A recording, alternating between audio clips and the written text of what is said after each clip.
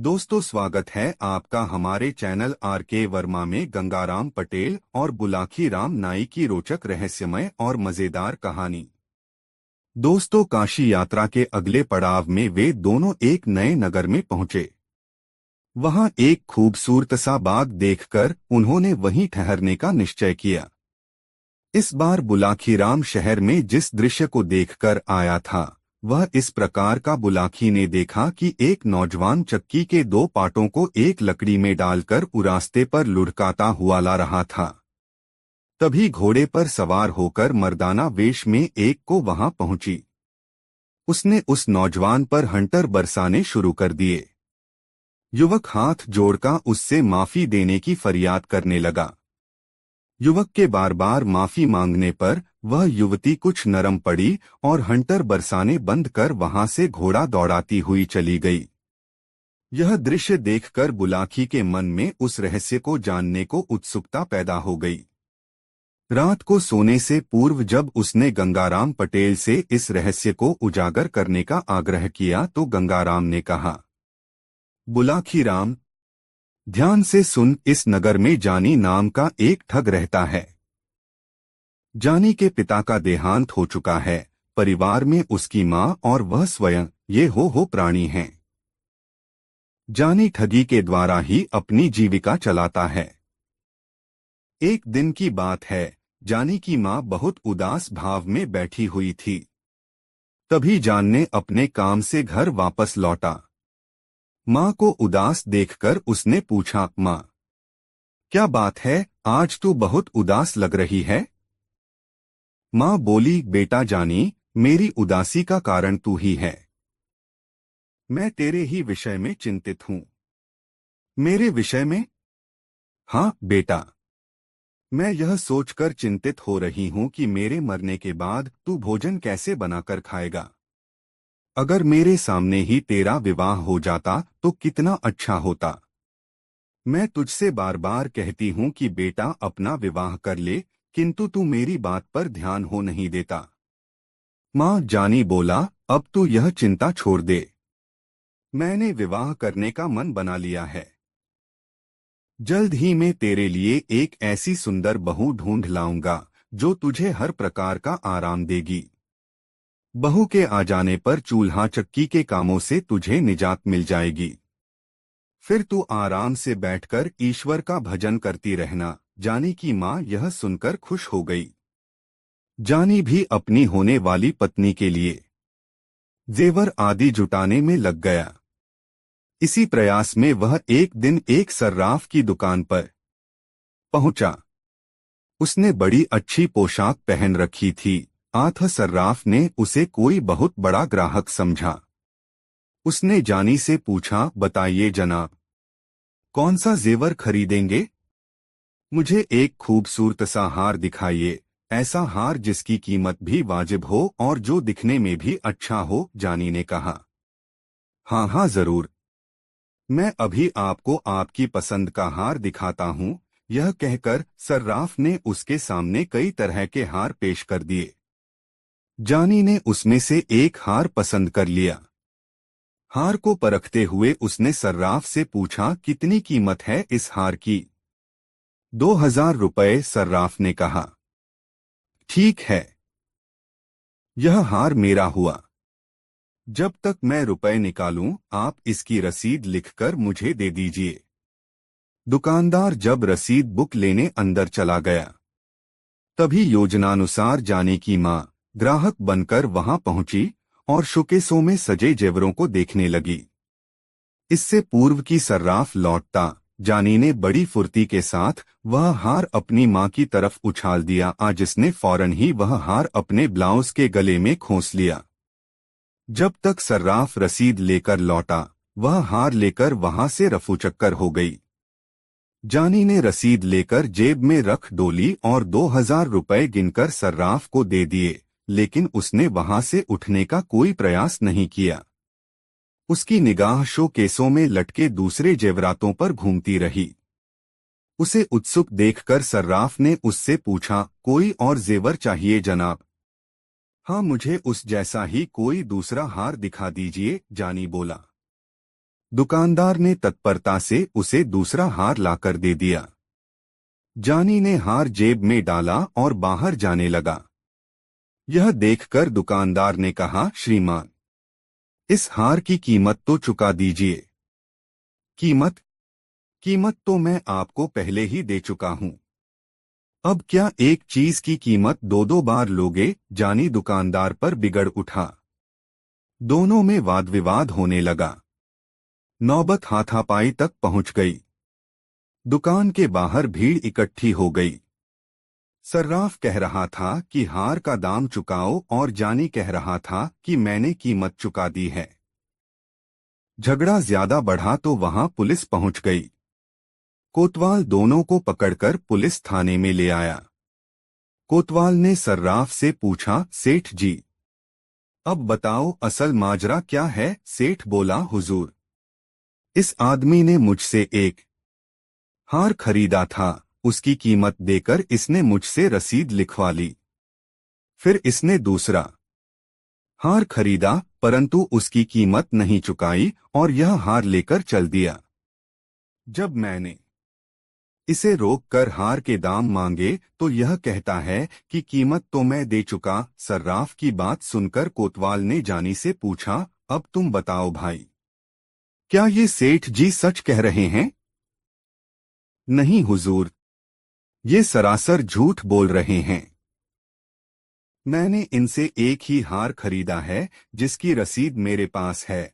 यह कहकर उसने वह हार और उसकी रसीद कोतवाल के सामने पेश कर दी। फिर बोला, हुजूर, मेरी तलाशी ले लीजिए। अगर मेरे पास कोई दूसरा हार मिल जाए तो आप जो भी चाहें सजा देना, परंतु अगर मेरी बात सच निकले तो इस दुकानदार पर रहम मत खाना। यह दुकानदार तो ग्राहकों को दिनदहाड़े लूटता है। कोतवाल ने जानी की जामा तलाशी ली, लेकिन उसके पास से कोई और हार न मिला। यह देखकर सर्राफ का चेहरा पीला पड़ गया। उसने धीमी आवाज में कहा, हुजूर, इसने वह हार किसी दूसरे आदमी को दे दिया होगा। देखिए हुजूर, अब यह आदमी मुझ पर दूसरा इल्जाम लगा रहा है। मैं इस शहर में परदेशी आदमी हूं। यहाँ मेरा न तो कोई रिश्तेदार है और न कोई जानने वाला। मैं तो यहाँ अपनी पत्नी के लिए कुछ जेवर खरीदने आया था। मुझे क्या पता था कि इस शहर में आकर मेरी ऐसी फजीहत होगी। यदि मैं यह बात जानता होता तो कभी इधर का रुख ही न करता। जानी ने एक अच्छा खासा लेक्चर दे डाला। जानी के इस लेक्चर का कोतवाल पर अच्छा प्रभाव पड़ा। उसने जानी को निर्दोष जानकर उसे जाने की अनुमति दे दी और दुकानदार को डांट फटकार कर वहां से भगा दिया। बेचारा दुकानदार लूट पिट कर वहां से चला आया। घर लौटकर जानी ने वह हार भी अपनी मां को सौंप दिया और अगले दिन किसी दूसरे व्यक्ति को ठगने की योजना बनाने लगा। बुलाखी राम। अगले दिन जानी फिर ठगी करने के लिए निकला। उसने एक हलवाई की दुकान से 2 सेर जलेबियां खरीदीं और उन्हें लेकर नगर के बाहर एक रास्ते पर बैठ गया। वहां उसने उन जलेबियों में कांटे से छेद कर दिए और एक बबूल के पेड़ पर चढ़कर वह जलेबियां पेड़ के कांटों में टांग दीं। कुछ जलेबियां अपने पास भी रख लीं। कुछ ही देर बाद उसे एक आदमी घोड़े पर बैठा आता दिखाई दिया। उसके घोड़े पर काफी सामान लदा हुआ था और वह घोड़ा भी बहुत अच्छी नस्ल का था। जानी ने उस व्यक्ति को ही अपने शिकार के रूप में चुन लिया। वह व्यक्ति करीब आया तो जानी ने उससे कहा, आओ मित्र, घोड़े से उतरकर नीचे आओ। देखो मेरे पास कैसी बढ़िया चीज है। वह व्यक्ति घोड़े से नीचे उतर आया। जानी ने कुछ जलेबियां उसकी ओर बढ़ाते हुए कहा, लो यह फल खाओ। इनका स्वाद बहुत ही उत्तम है। अजनबी व्यक्ति जब जलेबी लेने से झिझकने लगा तो जानी ने एक जलेबी अपने मुंह में डाल ली। बोला, झिझको नहीं मेरे भाई, निःसंकोच होकर खाओ। खाने में बेहद मजेदार हैं ये फल। फल? तुम इन्हें फल कह रहे हो? यह तो जलेबियां हैं, अजनबी बोला। तुम्हें धोखा हो रहा है मित्र, जानी बोला, यह फल ही हैं। समीप के एक वृक्ष से मैंने अभी अभी इन्हें तोड़ा है। विश्वास न हो तो मेरे साथ चलकर देख लो, अजनबी उसकी बातों में आ गया। उसने एक जलेबी मुंह में डाल ली। अब जलेबी तो मीठी होती ही है।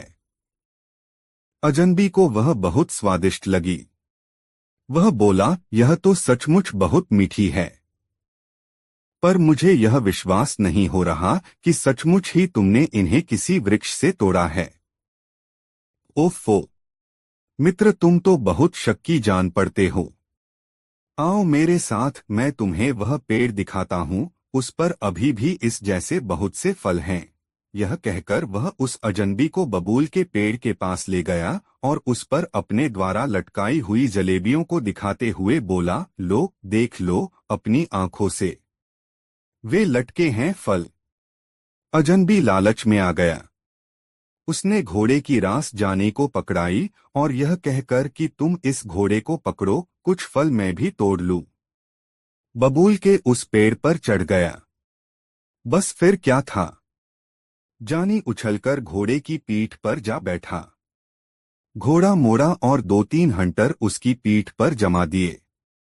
घोड़ा तूफानी रफ्तार से भाग छूटा। अजनबी यह दृश्य देखकर बौखला उठा। वह तेजी से नीचे उतरा और पकड़ो दौड़ो की आवाजें लगाता उसके पीछे भागा, किंतु घोड़े और मनुष्य का क्या मुकाबला। जानी शीघ्र ही उसकी निगाहों से ओझल हो गया। लुटापिटा मुसाफिर आवाजें लगाता ही रह गया। बुलाखी। जानी जब घोड़े को सरपट दौड़ाता हुआ ले जा रहा था, तभी रास्ते में उसे एक बुढ़िया दिखाई दी जो अपनी जवान बेटी के साथ शहर की ओर जा रही थी। यह देखकर जानी का शैतानी दिमाग फिर सक्रिय हो उठा। उसने अपना घोड़ा उस बुढ़िया के पास ले जाकर रोका और उससे पूछा, बुढ़िया माई, कहीं दूर से आ रही हो क्या? हाँ बेटा, हम 5 कोस दूर से पैदल ही चलकर आ रही हैं। शहर में एक रिश्तेदार के यहाँ जाना है, बुढ़िया बोली। तब तो जरूर थक गई होगी। आओ मेरे पीछे घोड़े पर बैठ जाओ, मैं तुम्हें वहां तक छोड़ दूंगा, जानी ने कहा। नहीं बेटा, बुढ़िया बोली, मैं तो नहीं थकी, क्योंकि मुझे तो पैदल चलने का अभ्यास है।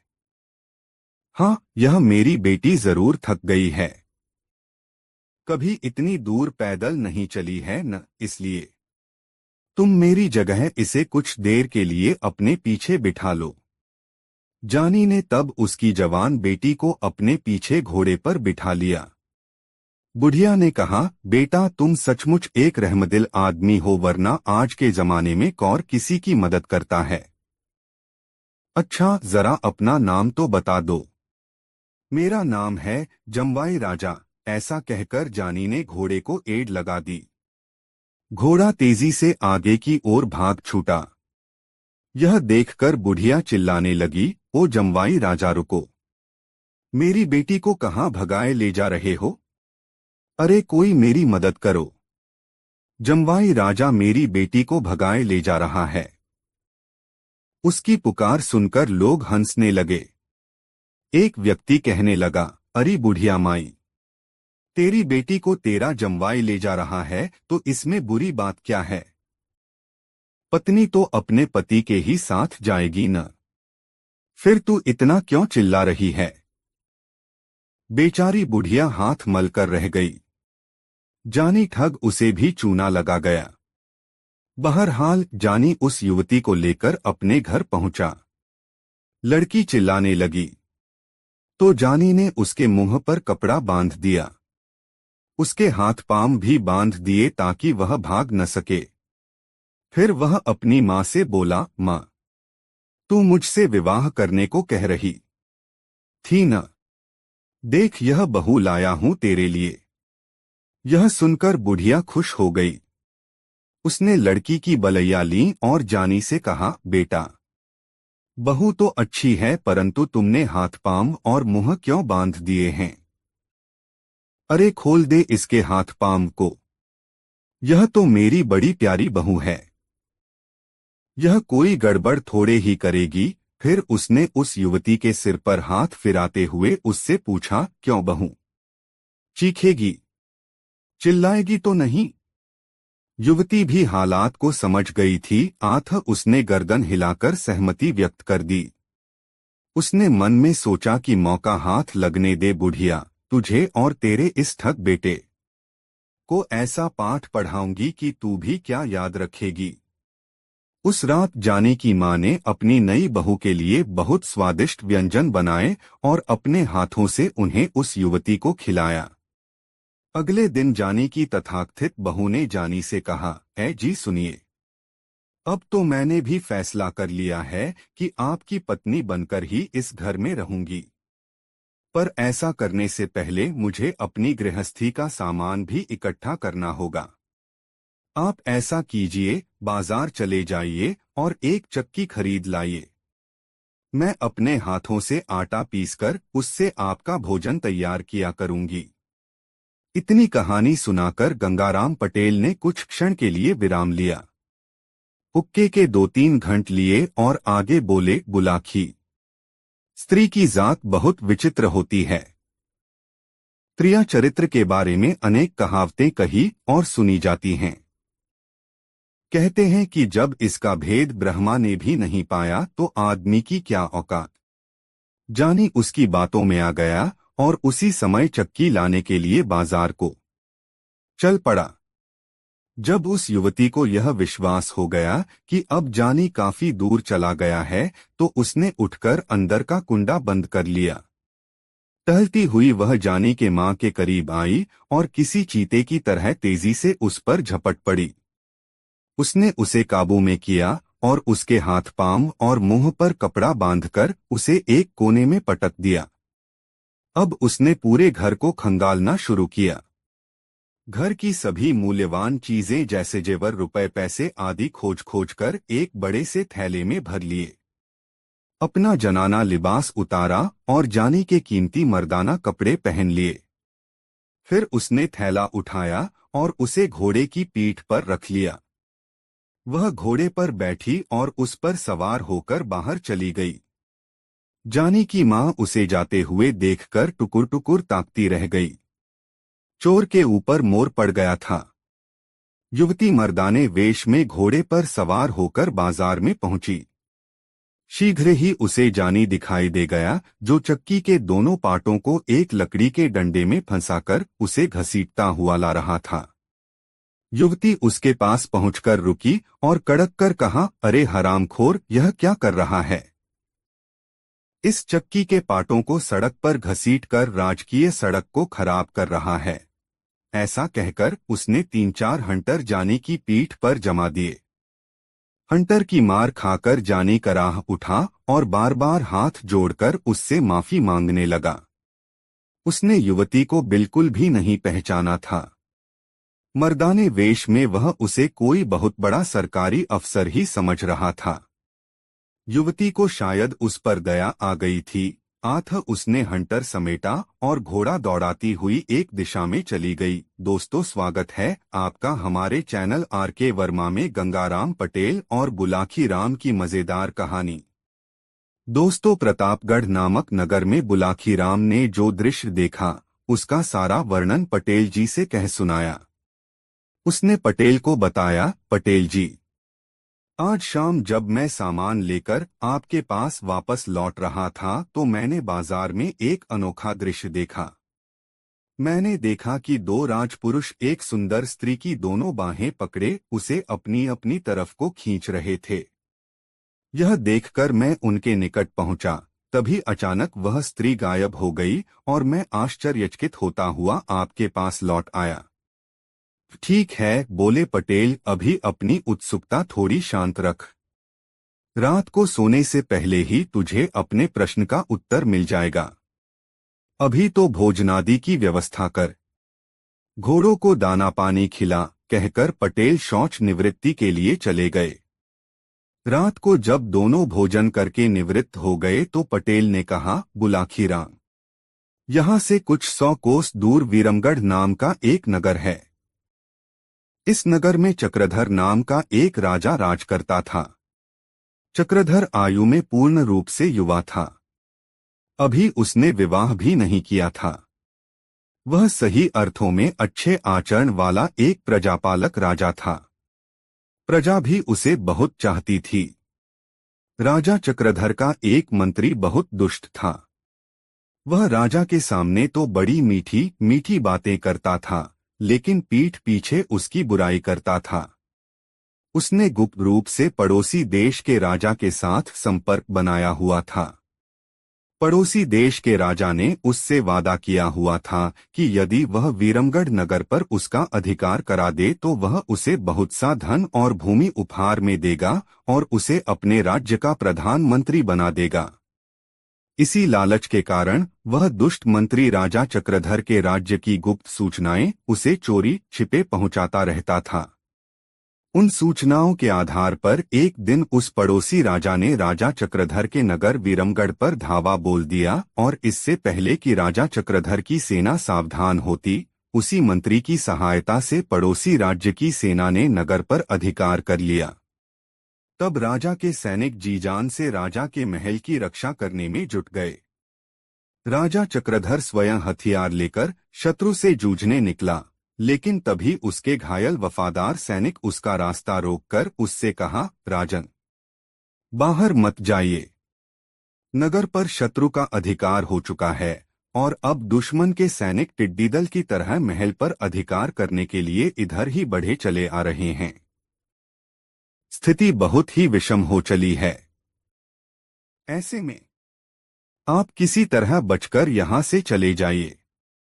लेकिन सैनिक राजा बोला, बचकर जाऊं भी तो कैसे? महल से बाहर जाने का तो एकमात्र द्वार यही है। नहीं राजन, महल से बाहर जाने का एक गुप्त द्वार भी है, सैनिक ने कहा, और मैं उस मार्ग को जानता हूं। वह गुप्त द्वार एक सुरंग का है, जिसका सिरा यहां से 2 कोस दूर जंगल में निकलता है। मैं आपको उस गुप्त द्वार को दिखाई देता हूं। आप उसी द्वार से बाहर चले जाइए। ऐसा कहकर वह सैनिक उसे एक कक्ष में ले गया और उस कक्ष में बना एक गुप्त द्वार उसे दिखा दिया। राजा जब उस गुप्त रास्ते के जरिए सुरंग में प्रवेश कर गया तो पीछे से उस सैनिक ने बड़ी सावधानी के साथ उस गुप्त द्वार का मुख बंद कर दिया। तभी महल के दरवाजे पर मारो काटो का शोर उठने लगा। सैनिक तलवार उठाए शत्रु से जूझने के लिए मुख्य द्वार की ओर लपका, लेकिन वह अधिक दूर न जा पाया।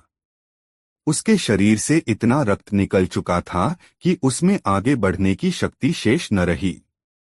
वह लड़खड़ाया और भूमि पर गिर पड़ा। तभी बाहर शत्रु भारी संख्या में आ पहुंचे और कुछ देर के संघर्ष के बाद महल पर शत्रु सेना का अधिकार हो गया। उधर सुरंग के रास्ते से राजा चक्रधर निरंतर आगे बढ़ता गया। सुरंग में अंधकार था। आधा अंधेरे में उसने कई जगह ठोकरें खाई, कई स्थानों पर गिरा, कई जगह उसके सिर से पत्थर टकराए, लेकिन किसी तरह वह सुरंग के मुहाने पर पहुंच गया। वह बाहर निकला तो स्वयं को एक जंगल में पाया। घनघोर जंगल, हिंसक पशुओं का भय, राजा प्यास से व्याकुल हो रहा था। उसने दाएं बाएं निगाहें दौड़ाई कि शायद कहीं जल का कोई स्रोत मिल जाए, लेकिन न तो उसे कोई सरोवर दिखाई दिया और न कोई नदी। तब वह जल की खोज में आगे चल दिया। जंगल निरंतर घना होता जा रहा था। काफी दूर चलने के बाद अंततः वह एक छोटे से चौरस मैदान में जा पहुंचा। उस मैदान में एक अत्यंत खूबसूरत 2 मंजिला मकान उसे बना हुआ दिखाई दिया। उस मकान को देखकर राजा की हैरत बढ़ गई। कौन रहता है इस मकान में? किसने इस बियाबान जंगल में बनवाया यह खूबसूरत मकान? कहीं यह मकान किसी शत्रु का तो नहीं? आदि प्रश्न उसके मन को मथने लगे। जो होगा देखा जाएगा, ऐसा विचार कर राजा उस मकान की ओर बढ़ गया। वह मकान के दरवाजे पर पहुंचा और आवाज लगाई, कोई है? लेकिन कोई उत्तर उसे न मिला। उसने 2-3 बार आवाजें लगाई, लेकिन जब कोई उत्तर न मिला तो वह मकान का दरवाजा खोलकर अंदर दाखिल हो गया। मकान बाहर से जितना सुंदर नजर आता था, अंदर से उससे भी कई गुना ज्यादा खूबसूरत था। कमरे में एक पलंग बिछा हुआ था। थका हारा राजा उस पर बैठ गया। फिर वह उठा और सीढ़ियां चढ़कर दूसरे खंड पर पहुंच गया। वहां भी एक भव्य कक्ष बना हुआ था, जिसमें आवश्यकता की सारी चीजें रखी हुई थीं। राजा ने पहले तो पानी पीकर अपनी तृष्णा शांत की, फिर नीचे उतरकर उसी पलंग पर आकर लेट गया। वह बेहद थकान महसूस कर रहा था। आठ एक बार लेटा तो फिर उठा नहीं। उसे निद्रा रानी ने अपनी गोद में समेट लिया। राजा न जाने कितनी देर तक सोता रहा। आंख खुली तो देखा कि सारा कमरा एक स्वर्णिम आभा से दमक रहा है। वह रोशनी किसी दीपक की नहीं, वरन उन खंभों से निकल रही थी, जिनके ऊपर मकान का ऊपरी कक्ष टिका हुआ था। राजा उसे देखकर अभी आश्चर्य कर ही रहा था कि तभी घुंघरुओं की आवाज बस उठी और देखते ही देखते उसके बिस्तर के पास एक बेहद सुंदर रूपसी प्रकट हो गई। हे भगवान, मैं किस मुसीबत में आ फंसा। यह तो कोई मायामहल है, और यह सुंदरी या तो डायन या चुड़ैल है, या फिर कोई जादूगरनी जो अपने जादू से इतनी खूबसूरत बनी हुई है। राजा ऐसा विचार कर ही रहा था कि वह सुंदरी जैसे उसके मन के विचारों को ताड़ गई। वीणा की झंकार जैसे मधुर स्वर में उसने कहा, घबराओ मत अजनबी, तुम यहाँ सुरक्षित हो। लेकिन आप कौन हैं? और आपका यह मायामहल? राजा ने कंपित स्वर में पूछा। अजनबी, मैं दानव की पुत्री हूँ। दानेशी नाम है मेरा। यह मकान मेरे पिता का बनवाया हुआ है। एक राक्षस से युद्ध करते समय मेरे पिता की मौत हो चुकी है। वह राक्षस मेरे रूप का दीवाना है। वह हर हालत में मुझे पाना चाहता है। आठ उसके भय से दिन में तो मैं अदृश्य हो जाती हूँ और रात के समय यहाँ आ जाती हूँ। दानवकन्या ने स्वयं ही अपना परिचय दिया। दोस्तों, वीडियो को एक लाइक जरूर कर दे। तत्पश्चात राजा ने भी अपना परिचय दिया और उस पर कैसी मुसीबत आ पड़ी है, किस परिस्थिति में उसे अपना राज्य छोड़कर जान बचाने के लिए भागना पड़ा है, वह सब उस दानवकन्या को बताया। सुनकर दानवकन्या ने कहा, घबराओ नहीं। जब तक तुम्हारा विपत्तिकाल चल रहा है, तब तक यहीं रहो। यहाँ जरूरत की हर सामग्री मौजूद है। ऐसा कहकर वह राजा का हाथ पकड़कर बाहर ले आई। उस चौरस मैदान की ओर उसने कोई मंत्र बुदबुदाते हुए हाथ से कोई संकेत किया। देखते ही देखते पूरा मैदान किसी भव्य राजमहल में परिवर्तित हो गया। खूबसूरत बगीचे, मनोरम फव्वारे, दास दासियां सब न जाने कैसे उस राजमहल में प्रकट हो गए। उस राजमहल के सामने वह मकान बहुत ही साधारण सा लगने लगा। दानेशी उसके हाथ में हाथ डालकर पुनः उसे अंदर ले आई और बड़े प्रेम से उसे पलंग पर बिठाकर बोली, राजन, आपको भूख लगी होगी, पहले भोजन कर लीजिए। बातें तो बाद में होती रहेंगी। ऐसा कहकर दानेशी ने ताली बजाई। ताली बजाते ही न जाने कैसे उस कमरे में भोजन की थालियां लिए अनेक सेविकाएं प्रकट हो गईं। दानेशी ने तब राजा चक्रधर को बड़े प्यार से अपने हाथों से खाना खिलाया। भोजन बहुत स्वादिष्ट था। यद्यपि यह स्वयं राजा था और उसके राजमहल में भी भोजन की बहुत अच्छी व्यवस्था रहती थी, तथापि आज जैसा भोजन उसने न खाया था, वह तो इसके आगे कूड़ा था। इतनी कहानी सुनाकर पटेल ने थोड़ा विराम लिया। हुक्के का एक जोरदार कश खींचा और धुआं बुलाखीराम की ओर उछाल दिया। अरे, यह क्या कह रहे हो पटेल जी? धुआं दूसरी ओर फेंको, बुलाखी चिल्लाया। मुझे खांसी उठ आएगी। पटेल मुस्कराए और बोले, मैं यह जानने की कोशिश कर रहा था कि कहीं तू सो तो नहीं गया। अंधेरे में दिखाई तो कुछ दे नहीं रहा।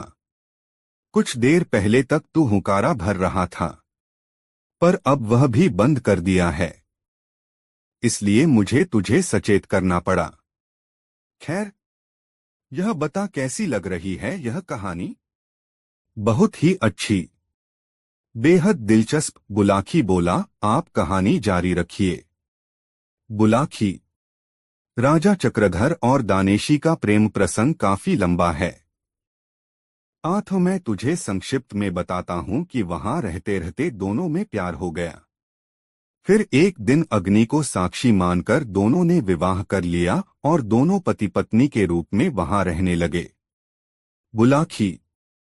जैसा कि मानव स्वभाव है, हर मानव अपने जीवन में विविधता चाहता है। एक रास्ता उसे बोर कर देती है। यही कुछ राजा चक्रधर के साथ हुआ। महीनों तक एक ही स्थान पर रहते हुए वह उकताने लगा। तो एक दिन अपनी पत्नी दानेशी से कहा, प्रिय, तुम्हें तो। अपनी कहानी को पूर्ण विराम देते हुए गंगाराम पटेल बोले, बुलाकी, आज शाम सड़क पर जो नजारा तू देखकर आया था, वह यही नजारा था। पिटने वाला था। जानी ठग और पीटने वाली थी वह युवती, जिसे वह अपनी पत्नी बनाने के लिए अपने घर लाया था। अब रात भी बहुत हो गई और तेरे प्रश्न का उत्तर भी तुझे मिल गया है। आठ अब आराम से सो। मेरी आंखों में भी नींद गहराने लगी है और फिर सुबह आगे की यात्रा भी तो करनी है। यह कहकर उन्होंने पैर फैला लिए। बुलाकी भी सोने का प्रयास करने लगा। दोस्तों, यह कहानी आपको कैसी लगी कमेंट में जरूर बताएं। अगले दिन सुबह उठकर वे दोनों अपनी यात्रा पर निकल गए और दिन भर की यात्रा पूरी करके एक नए नगर में प्रवेश किया। गंगाराम पटेल ने बुलाकी नाई को कुछ पैसे देकर सामान लाने बाजार भेज दिया। बुलाकी सामान लेने जा रहा था, उसने देखा एक आदमी हक्का बक्का सा चिल्ला रहा, अरे मेरी मोहरे कहाँ गई। और फिर मर्तबान को उल्टा पलटा हाथ डालकर देखा, मगर कोई मोहर न निकली। वो लुटा पिटा सा स्तब्ध खड़ा रह गया। उसकी जिंदगी भर की कमाई थी, ऐसा कहने लगा। वह अपना सिरे पीट पीट कर रोने लगा। बोलने लगा, मुझे यकीन हो गया कि साहूकार ने मेरे साथ धोखेबाजों की है। और वो तुरंत साहूकार के पास जाकर उससे मर्तबान में रखी सोने की मोहरों के बारे में पूछा। और थोड़ी ही देर में वहां भीड़ इकट्ठा हो गई। बुलाकी वहां से आश्चर्यचकित हो चल दिया। रात को भोजन पश्चात पटेल जी को सारा हाल सुनाया और बोला, पटेल जी, बाद में उस गरीब के साथ क्या हुआ और वो कौन सी सोने की मोहरे की बात कर रहा था। पटेल जी बोले, बुलाकी, बगदाद में अली ख्वाजा नाम का एक व्यापारी रहता था। उसकी एक छोटी सी दुकान थी। इस दुकान से जो कमाई होती, अली उसी से अपना गुजारा करता था। वह बड़ा धार्मिक प्रवृत्ति और संतोषी किस्म का व्यक्ति था। अली की एक इच्छा थी कि जीवन में एक बार वह हज यात्रा करे। एक रात अली ने सपना देखा। सपने में एक फकीर ने उससे कहा, अली, तू बहुत धन कमा चुका, अब मक्का शरीफ जाकर हज कर आ। अली ने इसे अल्लाह का हुक्म समझा और दूसरे दिन ही हज यात्रा पर जाने का निर्णय कर अपनी दुकान का सारा माल बेच दिया। यात्रा आदि का खर्च निकाल लेने के बाद अली के पास सोने की 1000 मोहरें बचीं। हज यात्रा में इतनी मोहरें साथ ले जाना खतरे से खाली नहीं था। उसने सोचा कि क्या करूं, यदि इन मोहरों को घर में रखकर जाता हूं तो चोरी हो जाने का डर है। आखिरकार उसे एक उपाय सूझा। उसने सोने की सारी मोहरें पीतल के एक मर्तबान में भर दीं। फिर उसके ऊपर अखरोट भरकर मर्तबान का ढक्कन अच्छी तरह बंद कर दिया। अली के घर के पास ही उसका एक मित्र रहता था जो साहूकारी का धंधा करता था। उसकी ईमानदारी के भी काफी चर्चे थे। अली ने अपना मर्तबान उसके पास ही रख जाना मुनासिब समझा। वह अखरोट का मर्तबान लेकर साहूकार मित्र के घर जा पहुंचा। उसने कहा, दोस्त, मैं हज यात्रा पर मक्का शरीफ जा रहा हूं। वहां से लौटने में मुझे कुछ वक्त तो लगेगा ही। मेरे पास अखरोट से भरा एक मर्तबान है। इसे मैं तुम्हारे पास छोड़कर जा रहा हूं। इसे संभाल कर रखना। जब मैं वापस आऊंगा तब इसे ले जाऊंगा। अरे भाई अली, इसे अपना ही घर समझो और यह लो चाबी। साहूकार ने अली को अपने गोदाम की चाबी देते हुए कहा, तुम खुद ही गोदाम में जाकर अपने हाथों जहां चाहो वहां अपना मर्तबान रख आओ और निश्चिंत होकर हज यात्रा पर जाओ। अल्लाह ताला से हमारे लिए भी दुआ करना। यह सुनकर अली बेहद खुश हुआ। उसने साहूकार से चाबी ली और मर्तबान स्वयं अपने हाथों गोदाम में रखाया। फिर वह बाजार गया और एक ऊंट किराए पर लेकर हज करने निकल पड़ा। इस प्रकार अली को गए 7 वर्ष बीत गए। इस बीच वह मक्का, मदीना, मिस्र, दमिश्क, यरूशलेम आदि विभिन्न तीर्थों की यात्रा करता रहा और अब तो वह वापस अपने मुल्क की ओर आ रहा था। उधर एक दिन साहूकार को अचानक कुछ अखरोटों को जरूरत पड़ गई। रात का समय था। उस समय भला अखरोट कहाँ मिलते, मगर अचानक उसे अपने गोदाम में रखे अली के अखरोटों के मर्तबान की याद आई। उसने सोचा, क्यों न उसी मर्तबान में से कुछ अखरोट ले लिए जाएं। साहूकार अखरोट लेने के लिए गोदाम में गया। उसने अली का मर्तबान खोला तो देखा कि अखरोट सड़ गए हैं। इसलिए उसने मर्तबान उलट दिया। तब अखरोट के साथ साथ मर्तबान में रखी सोने की मोहरें भी निकलकर प्याले में गिर पड़ी। ये नजारा देखकर साहूकार की आंखें फट पड़ी। 166 1000 सोने की मोहरें एक बड़ी रकम थी। उन्हें देखकर साहूकार की नीयत बिगड़ गई। उसने सोचा, अली को हज यात्रा पर गए 7 साल हो चुके हैं, मगर वह अब तक लौटकर नहीं आया। हो सकता है वह मर ही गया हो। मगर यदि जिंदा भी हुआ तो भी क्या हुआ, वह मेरे पास अखरोटों से भरा मर्तबान रख गया था और वापस आने पर मैं उसे अखरोट से भरा मर्तबान वापस कर दूंगा। और फिर उसने स्वयं ही तो कहा था कि मैं अखरोटों का मर्तबान रखकर जा रहा हूं। हो सकता है स्वयं उसे भी इन मोहरों का पता न हो भी तो मैं क्या करूं, अब तो यह मोहरें मैं उसे लौटाने वाला नहीं। यही सोचकर साहूकार ने अपने घर में एक गड्ढा खोदा और सारी मोहरें उसमें गाड़ दो। तत्पश्चात उसने बाजार से नए अखरोट लाकर मर्तबान में पुराने अखरोट के ऊपर भर दिए तथा पहले की तरह ही मर्तबान का ढक्कन बंद करके उसे गोदाम में उसी जगह रख दिया जहां अली अपने हाथों से मर्तबान रख गया था। इस घटना को बीते अभी 1 हफ्ता भी नहीं गुजरा था कि अली हज यात्रा पूरी कर वापस अपने शहर आ पहुंचा। आते ही सबसे पहले उसने अपने घर व दुकान की साफ सफाई की। इसके बाद वह साहूकार से मिलने उसके घर गया। उसे देखते ही साहूकार का माथा ठनक गया।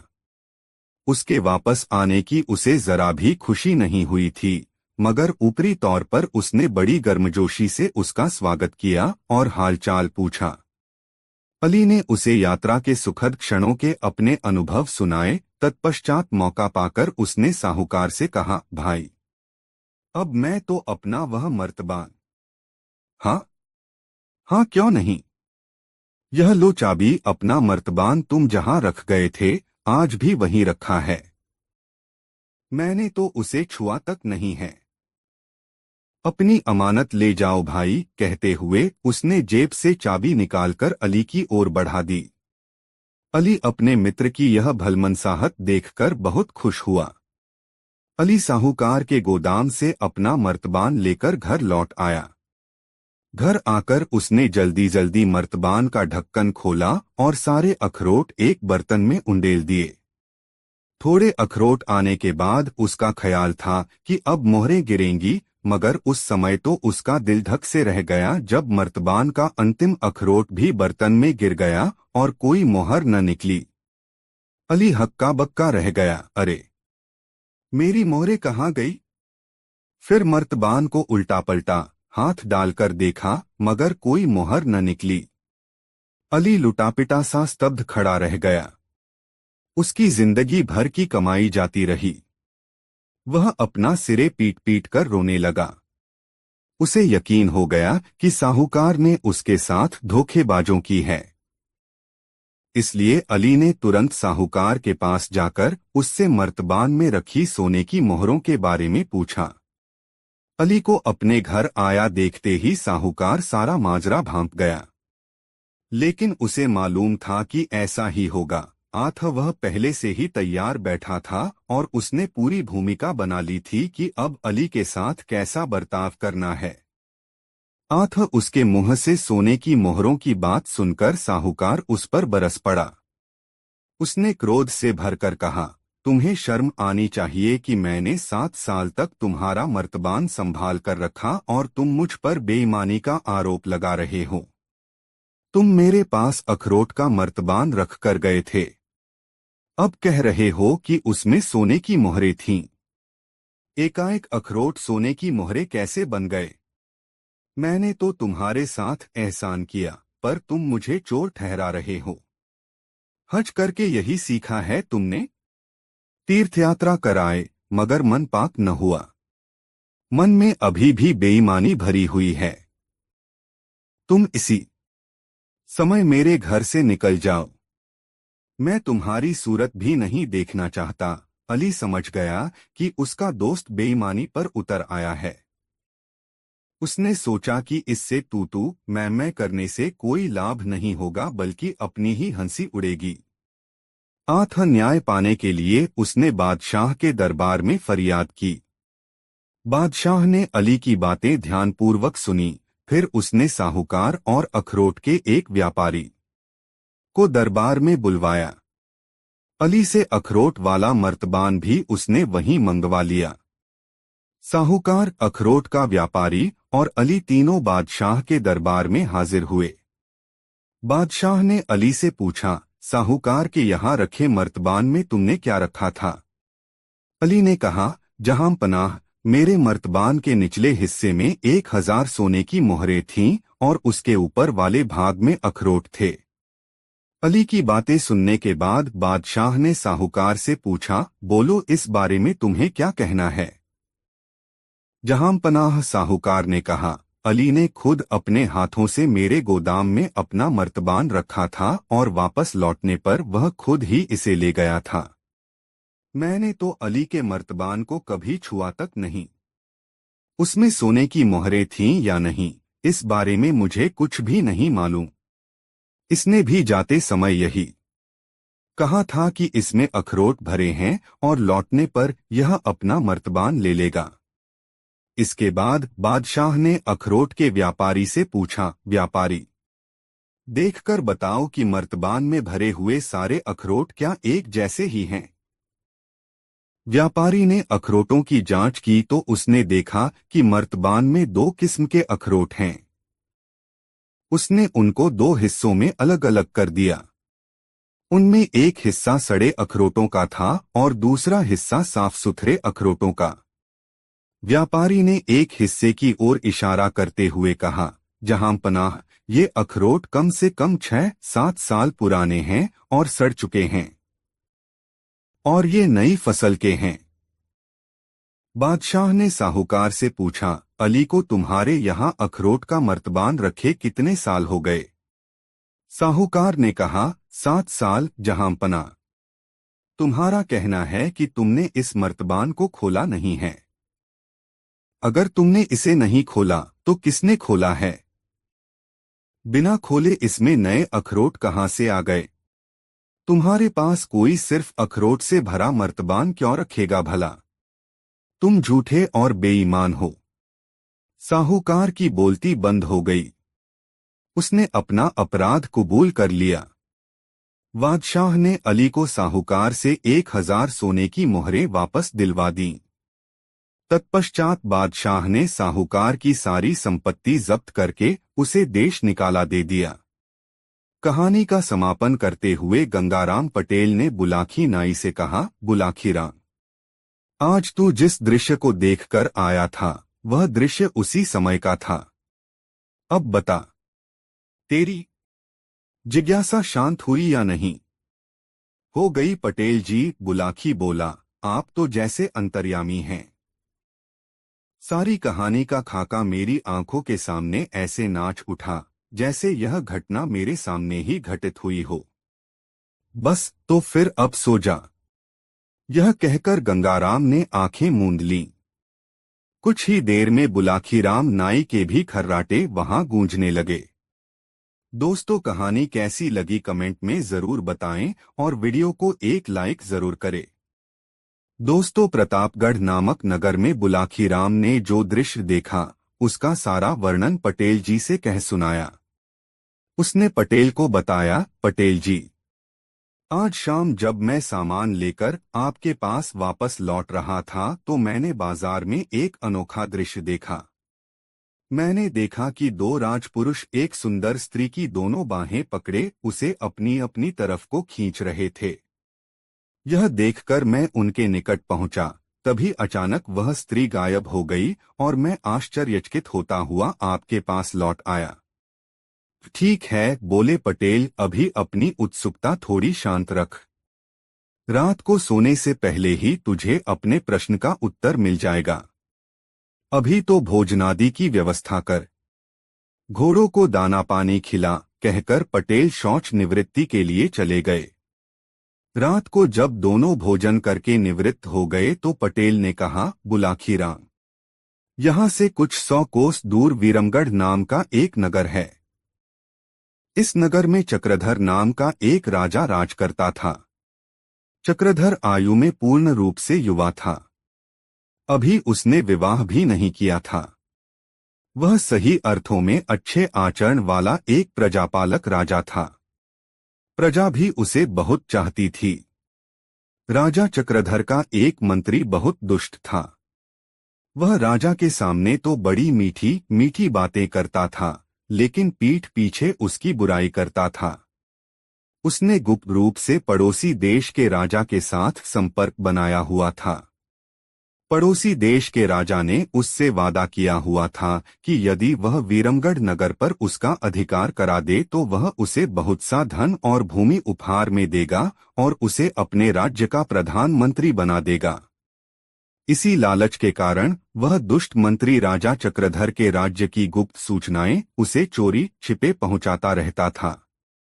उन सूचनाओं के आधार पर एक दिन उस पड़ोसी राजा ने राजा चक्रधर के नगर विरमगढ़ पर धावा बोल दिया और इससे पहले कि राजा चक्रधर की सेना सावधान होती, उसी मंत्री की सहायता से पड़ोसी राज्य की सेना ने नगर पर अधिकार कर लिया। तब राजा के सैनिक जी-जान से राजा के महल की रक्षा करने में जुट गए। राजा चक्रधर स्वयं हथियार लेकर शत्रु से जूझने निकला, लेकिन तभी उसके घायल वफादार सैनिक उसका रास्ता रोककर उससे कहा, राजन, बाहर मत जाइए। नगर पर शत्रु का अधिकार हो चुका है और अब दुश्मन के सैनिक टिड्डी दल की तरह महल पर अधिकार करने के लिए इधर ही बढ़े चले आ रहे हैं। स्थिति बहुत ही विषम हो चली है। ऐसे में आप किसी तरह बचकर यहां से चले जाइए।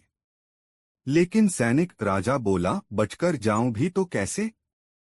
महल से बाहर जाने का तो एकमात्र द्वार यही है। नहीं राजन, महल से बाहर जाने का एक गुप्त द्वार भी है, सैनिक ने कहा, और मैं उस मार्ग को जानता हूं। वह गुप्त द्वार एक सुरंग का है, जिसका सिरा यहां से 2 कोस दूर जंगल में निकलता है।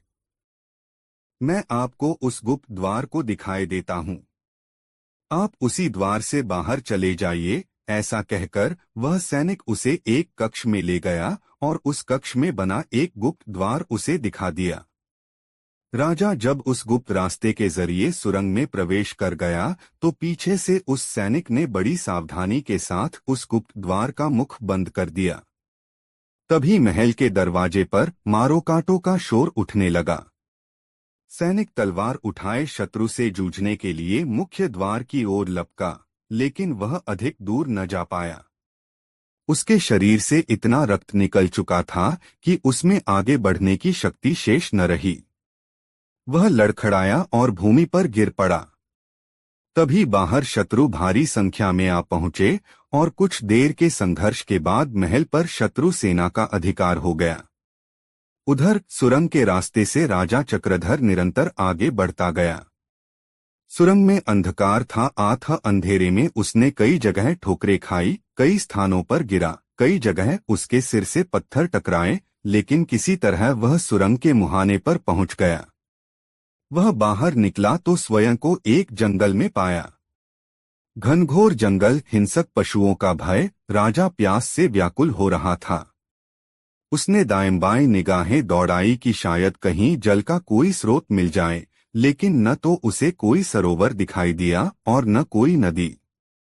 तब वह जल की खोज में आगे चल दिया। जंगल निरंतर घना होता जा रहा था। काफी दूर चलने के बाद अंततः वह एक छोटे से चौरस मैदान में जा पहुंचा। उस मैदान में एक अत्यंत खूबसूरत 2 मंजिला मकान उसे बना हुआ दिखाई दिया।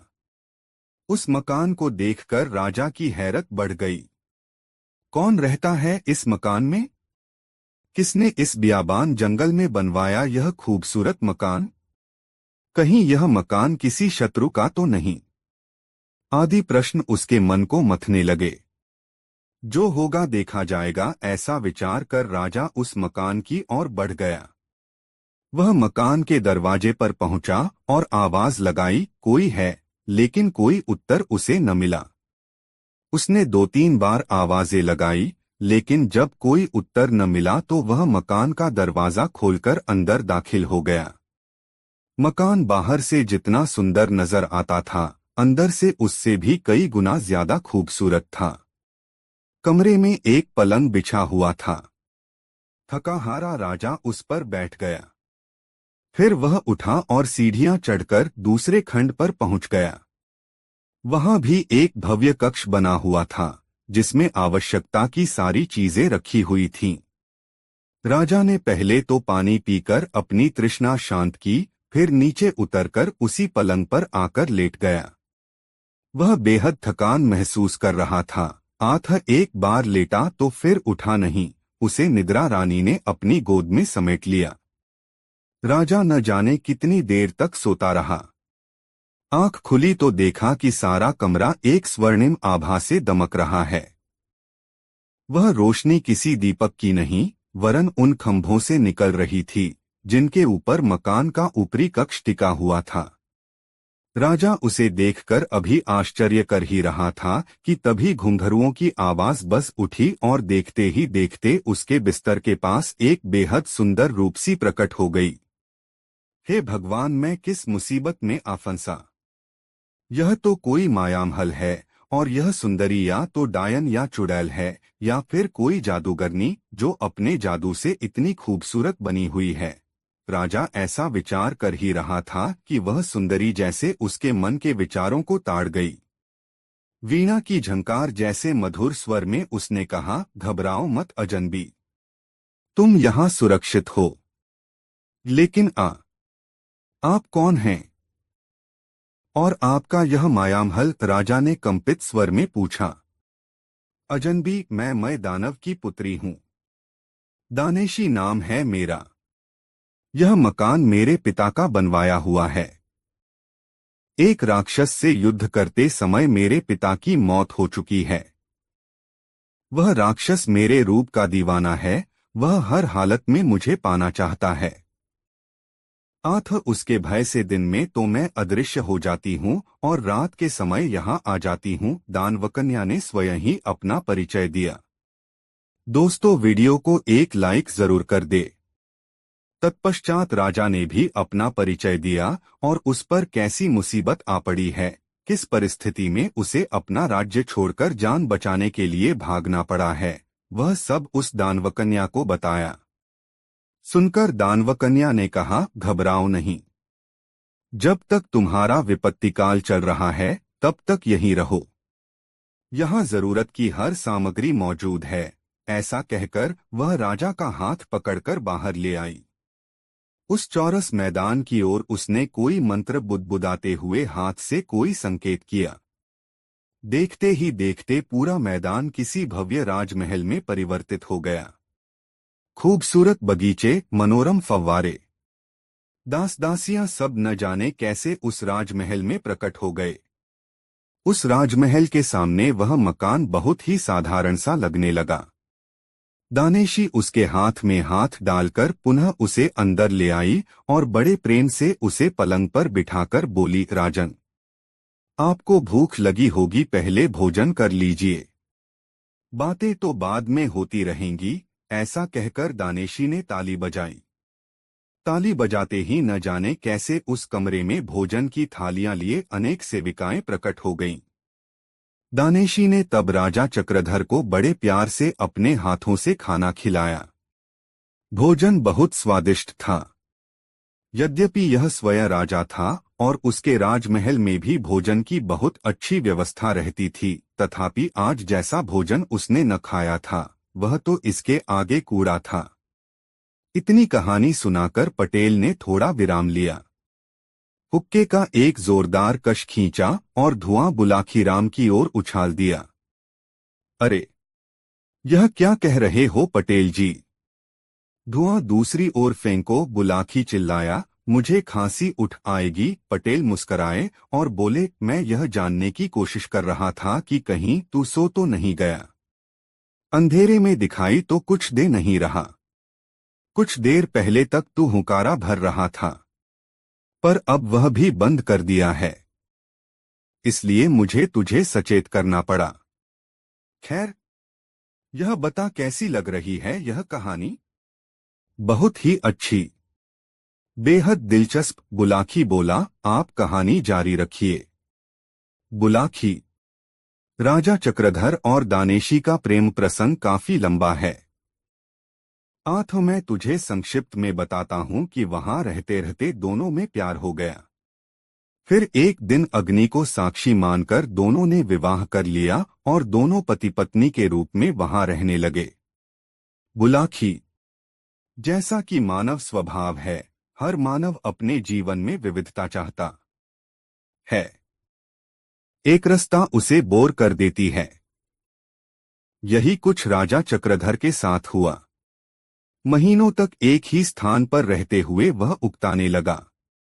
तो एक दिन अपनी पत्नी दानेशी से कहा, प्रिय, तुम्हें तो तंत्र मंत्र विद्या का ज्ञान है। आथ जब चाहे रूप बदलकर अथवा अदृश्य रूप में जहां भी चाहती हो चली जाती हो, किंतु मैं ठहरा एक साधारण मानव।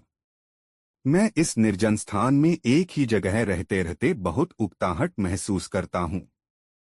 मेरी इच्छा है कि कुछ दिनों के लिए हम निकट के किसी बड़े नगर चलें, साधारण व्यक्तियों की तरह वहां रहें, नए नए लोगों से मिलें, उनके जीवन के विषय में जानें, वार्तालाप के जरिए कुछ उनसे नई बातें सीखें, कुछ अपनी बात उन्हें सिखाएं। कहो, क्या विचार है इस विषय में तुम्हारा? मुझे तो कोई एतराज नहीं है, किंतु तुम पर कोई संकट न आ जाए, दानेशी ने आशंका जताई। कोई संकट नहीं आएगा, और फिर आया भी तो वीरतापूर्वक उसका भी मुकाबला कर लेंगे। इस प्रकार दानेशी को राजी करके राजा चक्रधर उसे इसी शहर में कुछ दिन घूमने के लिए ले आया। 2 दिन खूब आराम से बीते।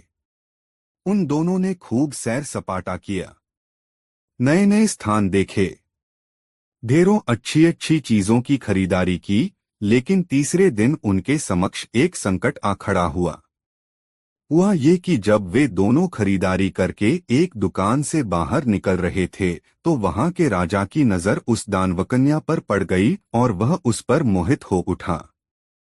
वह घोड़े से नीचे उतरा और दानेशी के समीप पहुंचकर उससे प्रणय याचना करने लगा। यह देखकर राजा चक्रधर को क्रोध आ गया। उसने राजा से कहा कि यह स्त्री मेरी पत्नी है और आपको किसी विवाहिता स्त्री से प्रणय निवेदन करने का कोई अधिकार नहीं है। बस इसी बात पर उन दोनों में तकरार होने लगी। राजा ने दानेशी का बाजू थामा और उसे खींचकर घोड़े पर बिठाना चाहा, लेकिन तभी उसके पति चक्रधर ने उसका दूसरा बाजू थाम लिया। अब चक्रधर तो दानेशी को अपनी ओर खींचे तो यहाँ का राजा उसे अपनी ओर। दानेशी की स्थिति विषम हो गई। तब उसने अपने तंत्र मंत्र बल का उपयोग किया और देखते ही देखते अदृश्य हो गई। कहानी का समापन कर गंगाराम पटेल ने कहा, कुछ समझे बुलाखीराम? आज तुमने जो दृश्य देखा था वह उसी समय का था। वह स्त्री जो तुम्हारे देखते ही देखते अदृश्य हो गई थी, दानवकन्या दानेशी थी और राजपुरुषों के विषय में तुम जान ही चुके हो। इसलिए खेल खत्म और पैसा हजम। अब लंबी तान कर सो। सुबह उठकर फिर यात्रा करनी है। दोस्तों, यह कहानी आपको कैसी लगी कमेंट बॉक्स में जरूर बताएं। ऐसी और नई मजेदार कहानी सुनने के लिए हमारे चैनल आरके वर्मा को सब्सक्राइब जरूर कर लें और यह वीडियो अपने मित्रों के साथ जरूर शेयर करें। वीडियो देखने के लिए बहुत बहुत धन्यवाद। राधे राधे।